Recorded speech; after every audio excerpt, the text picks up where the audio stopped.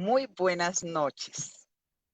Encuentros virtuales creativos los, los tiene hoy con un gran invitado en Diálogo Creativo. Hoy tenemos a Teo Pavón, escritor colombiano nacido en Pamplona, agente cultural de Mincultura, educador y formador, estudioso, conocedor del conflicto colombiano, autor de No es el final, cuando la violencia entró en mi vida y un Dios que no me mira. Reseña dialogada del conflicto desde el año 1957 hasta nuestros días. Actualmente prepara el lanzamiento de su nuevo libro Crimen, Relaciones de Poder. Decide tu vida o tu muerte, novela negra histórica donde relata la omnipresencia del poder y su efecto criminal en la sociedad colombiana, que también se replica en Latinoamérica. Pues es un placer hoy encontrarnos con Teo.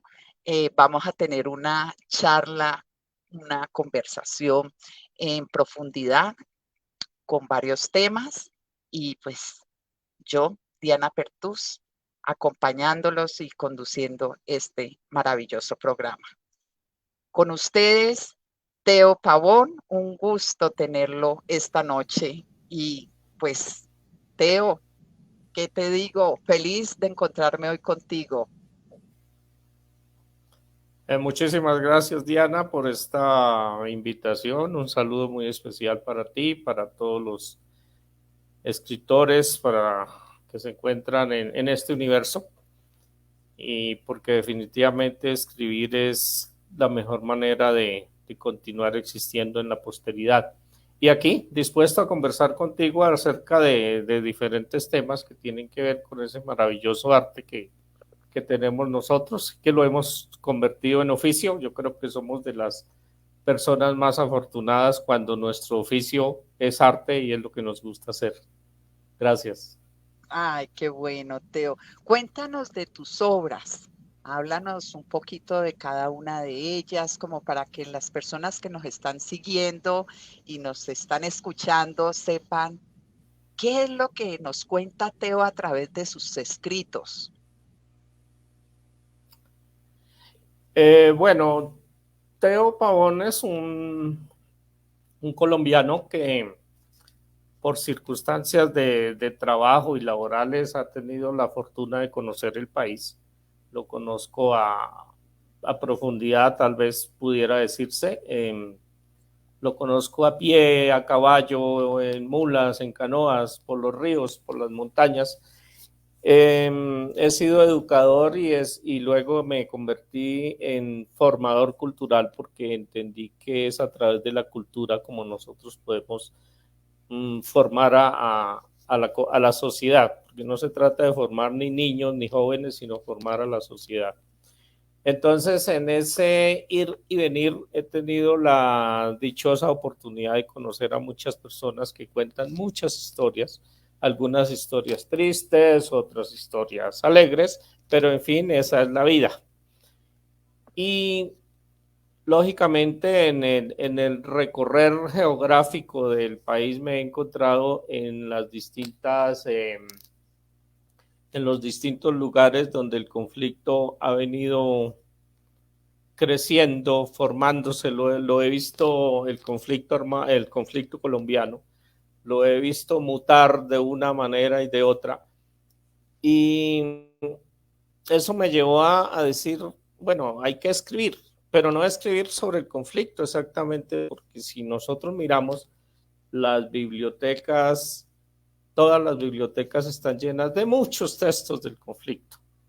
Hay personas que se especializan en escribir sobre la violencia, sobre los conflictos, pero respetando lo que ellos hacen, pienso que es la vivencia de cada quien dentro del conflicto lo que había que contarlo.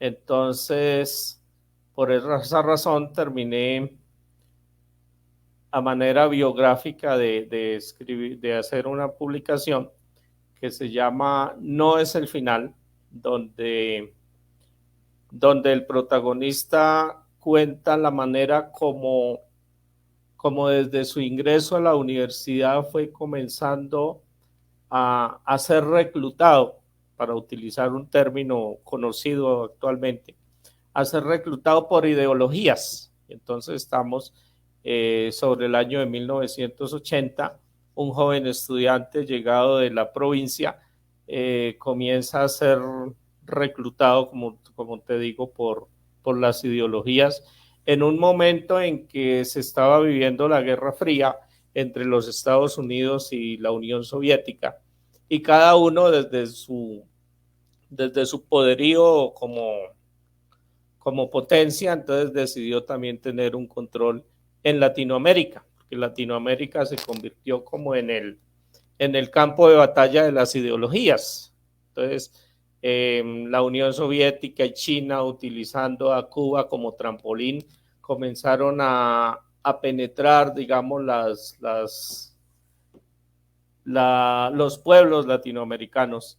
Y asimismo los Estados Unidos respondieron a esa invasión ideológica que se estaba dando desde la Unión Soviética, y entonces aparecieron algunos programas, digamos, desde la época de Kennedy, de tener un control también en los pueblos latinoamericanos.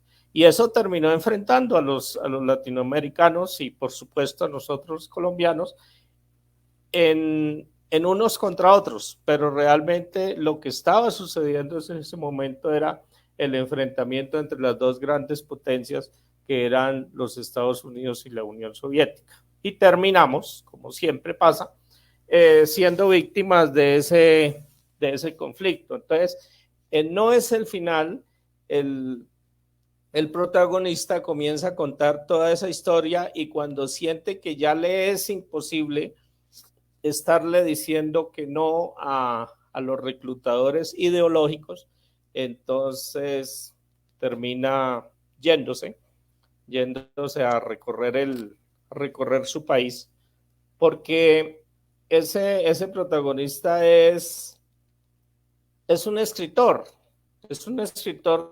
que hasta ese momento estaba escribiendo lo que llegaba a su imaginación, entendiendo que escribir era una cuestión solo gramatical y de estilo. Entonces se dedicó a escribir más, a estudiar más cómo se escribe poesía, cómo se escribe un cuento, cómo se escribe novela, pero desde el punto de vista gramatical y la perfección al escribir.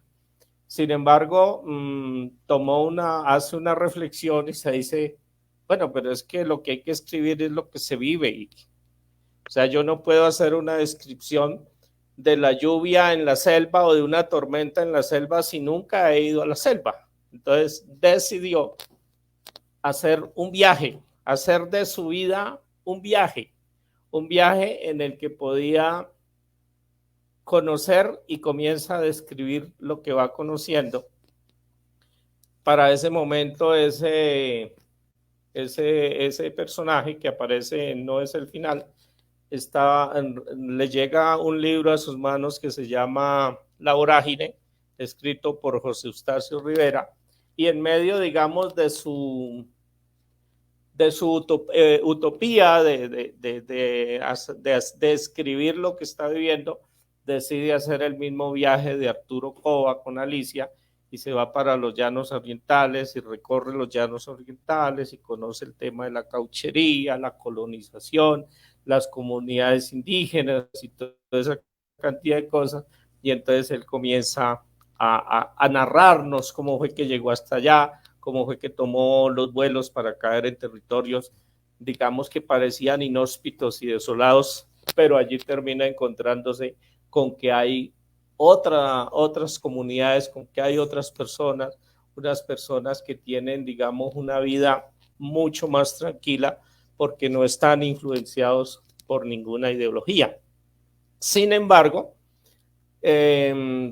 comienza también la influencia en la época del narcotráfico, que comienza a crecer sobre los años de 1980, y eso terminó alimentando la formación de grupos armados de izquierda, Y entonces eso termina quitándole como la tranquilidad y en ese paraíso donde este personaje estaba viviendo, y también vuelve a ser afectado otra vez por el reclutamiento, vuelven y aparecen las consignas marxistas, leninistas, maoístas y toda esta cantidad de cosas, y entonces decide irse para otro territorio, se va a otro territorio y comienza a sucederse, y eso se convierte, digamos, como en un ciclo permanente de acoso ideológico de los distintos grupos.